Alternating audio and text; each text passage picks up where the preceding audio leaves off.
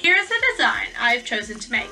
The first thing I did for my adaptation process was a trial to make sure that all my measurements, techniques and adaptations were correct and met the specifications.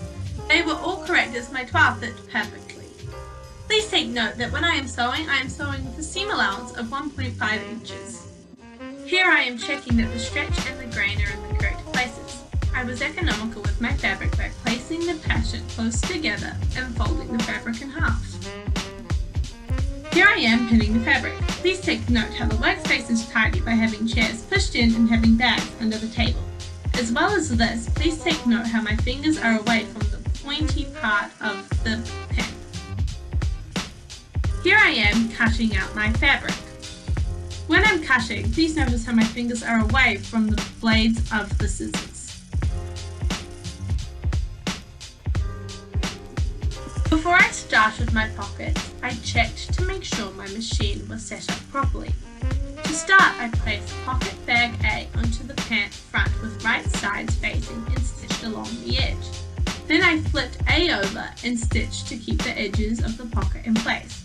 Please note how my machine cover is on the back of my chair. Then I placed pocket bag B over the top and stitched around it. Lastly, I overlocked.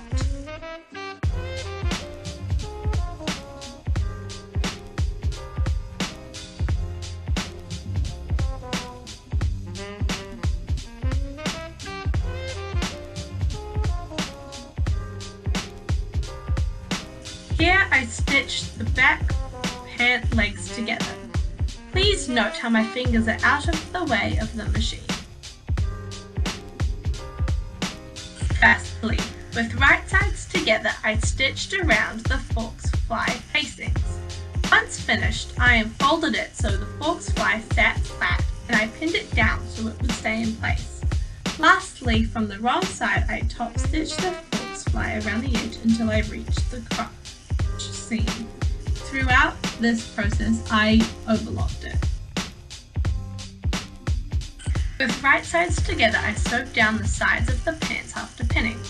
Here I used plain seams to join the sides of the pants together. Notice here how I'm sewing with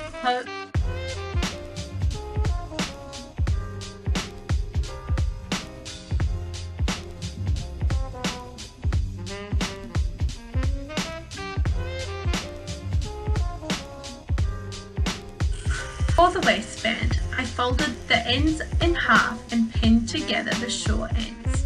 Here I also continued to check which way the stretch and gradient is. The length way I folded it in half and sewed around the top of my pants, leaving a hole so I could slide my elastic through it. Once the elastic had been placed in my waistband and I had sewn the ends together, I sewed up the remaining hole and then overlocked it.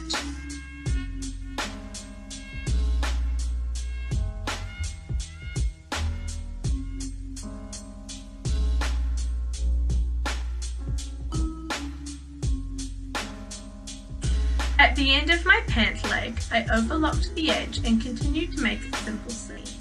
Here my hair is tied up and off my face.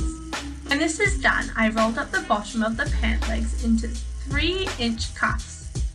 Once this is finished, I ironed my sweatpants. Once I finished ironing, I turned the iron off at the wall. I saved time when I did the cuffs throughout my project, as whenever I came into class, I started at the beginning to make sure I used all the time in class.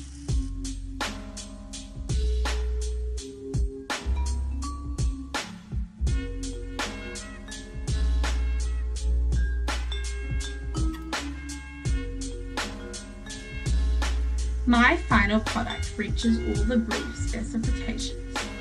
My final product was made using the pattern provided and it was adapted to fit me. The unique features include having a high waist, rolled up cuffs, and lastly having massive pockets. My design is appropriate to wear around people of all ages, including the elderly and toddler, due to the fact that nothing inappropriate is revealing. My design can also have anyone at any age wearing it. The fabric I used was a net and stretch fabric.